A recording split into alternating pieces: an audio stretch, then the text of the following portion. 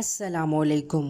शुरू अल्लाह के नाम से जो बड़ा ही मेहरबान और नहायत रहम करने वाला है, और जिसने मुस्लिम और गैर मुस्लिम की तफरीक के बगैर सूरज, चाँद, सितारे, ज़मीन, आसमान, हवा, धरती और कुल कायनात सब के लिए संवार दिए। और कुरान कहता है कि उसकी मोहब्बत और उसका प्यार उसके गुस्से और उसके अज़ाब पर हावी है। Welcome to KB positive convo YouTube channel. KB positive convo YouTube channel में कंवल शौकत आपको सलाम कहती है। माय डियर लिसनर्स, इंसानों के बेपनाह हजूब में हम सब अकेले हैं। इंसान को तन्हा पैदा किया गया है, इसे मरना भी अकेले ही है। तन्हाई नफ्स की ऐसी जबिल्लत है जिससे ये बेपनाह खौफ खाता है। नफ्स खूब जानता है कि वो अकेला है।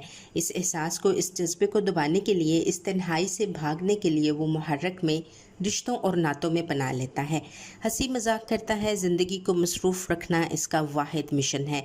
ये किसी सूरत अकेला नहीं होना चाहता।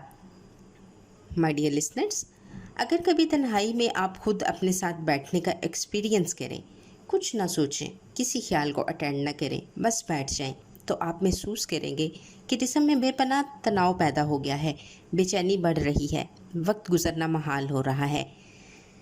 जो इंसान तन्हाई में अपने आप के साथ चंद लम्हे नहीं गुजार सकता, उसे एहसास हो जाना चाहिए कि वो कितनी बड़ी बैड कंपनी में है। आंखें ज़हन का दरवाज़ा हैं। रात को सोते हुए जब हम अपनी आंखें बंद कर लें तो असूली तौर पर तो दुनिया को ख़त्म हो जाना चाहिए, मगर नफ्स इस कदर चालाक है कि आंख बंद होते ही दिमाग में एक दुनिया पैदा हो जाती है और हम इसमें मसरूफ़ हो जाते हैं। आंखें बंद करके रिलैक्स होकर बैठ जाएं और ऑब्ज़र्व करें कि अंदर क्या चल रहा है। जितना अंदर जाएंगे, जितना गहराई से अंदर जाते जाएंगे, देखेंगे सोचों की एक लामुतनाही की तार है जो चली ही जा रही है। इसे गौर से देखें, देखते रहें। अपनी सोच के सिलसिले में पैटर्न्स का मुतालिया करें, अपनी सोच के सिलसिले में पैटर्न्स को इन्वेस्टिगेट करें। आपको पता चलेगा कि दो तरह की सोच पैदा हो रही है।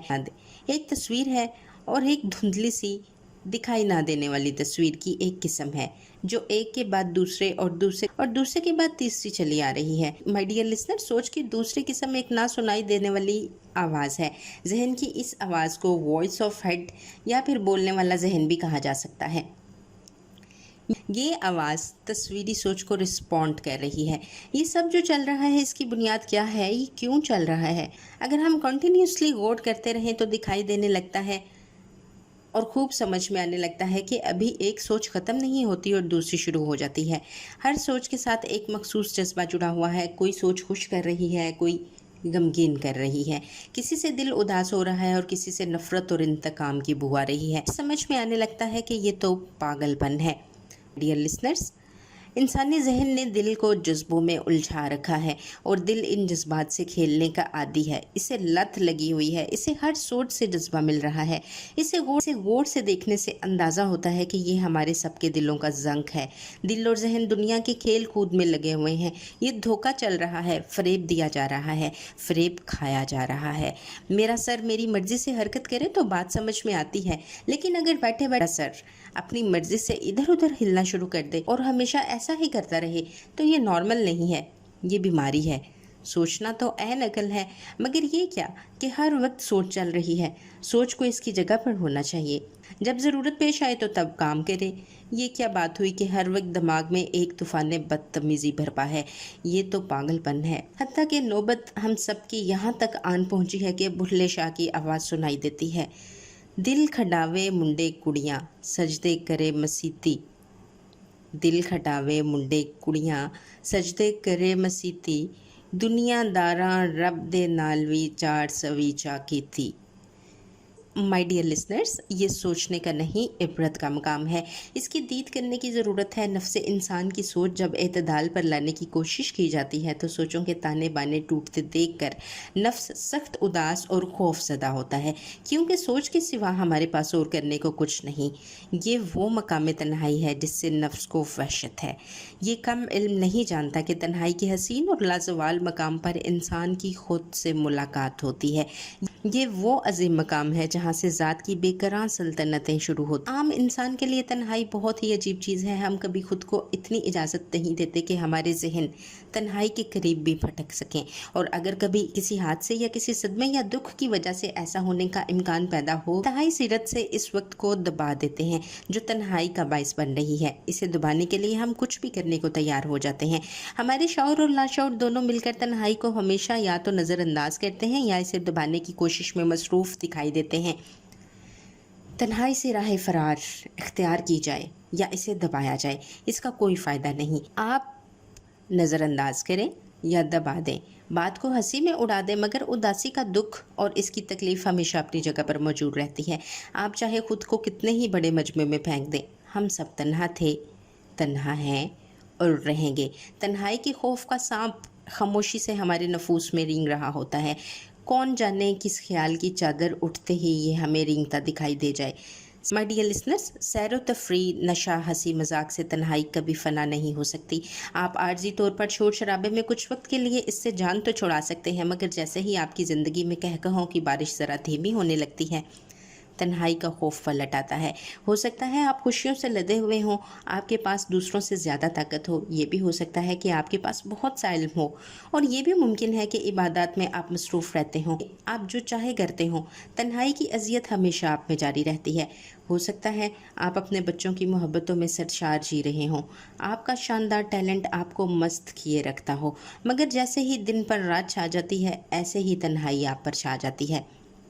آپ اس سے محبت کریں یا نفرت، چاہے اپنے مزاج، اپنے نفسیات سے مجبور ہو کر اس سے بھاگیں، مگر یاد رکھیں تنہائی ہمیشہ یہاں ہے، انتظار کرتی ہوئی، سب کچھ دیکھتی ہے۔ وہ ہر بار اس لیے پلٹ جاتی ہے کیونکہ اسے پتہ ہے کہ آپ اس سے دوبارہ ضرور ملیں گے۔ ہر بار ایسا ہی ہوتا ہے۔ اگر رات سمجھ آ جائے تو بات بن جاتی ہے۔ تنہائی جو ہے یہ کوئی اکلاپا نہیں ہے، تنہائی اکیلے پن کا، اکلاپے کا علم ہے۔ تنہائی وہ نہیں جسے دنیا تنہائی کہتی ہے، وہ اکیلا پن ہے، آئسولیشن ہے۔ تنہائی آئسولیشن کے احساس کا علم عطا ہو جانے کو کہتے ہیں۔ اس بات کا عین علم اور ادراک ہو جانا، ذاتی تجربے سے جان لینا کہ میں اس پوری دنیا میں اکیلا ہوں، لونلی لیس کہلاتا ہے۔ ایک ہوش مند نفس خوب جانتا ہے کہ اس کی ایکٹیویٹیز کسی بھی درجے کی ہوں، اس کی جڑ تنہائی کا خوف ہے۔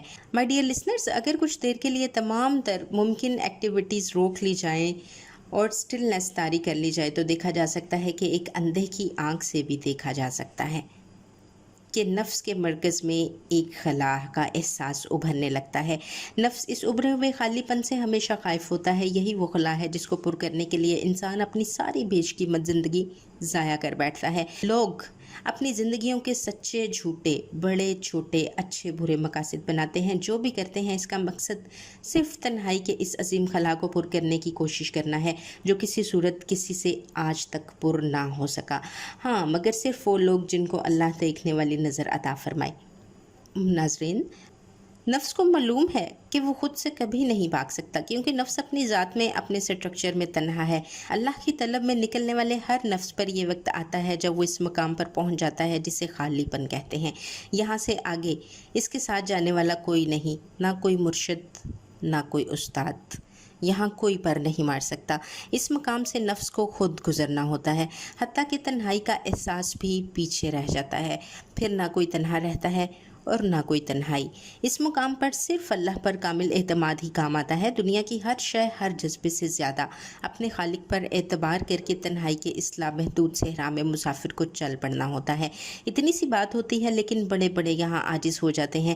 یہاں انسان کے نفس کو محبت کی عطا ہوتی ہے۔ مائی ڈیئر لسنرز، اللہ تب تک نہیں ملتا جب تک انسان اپنی خواہشات سے دستبردار ہو کر تنہا نہ ہو جائے۔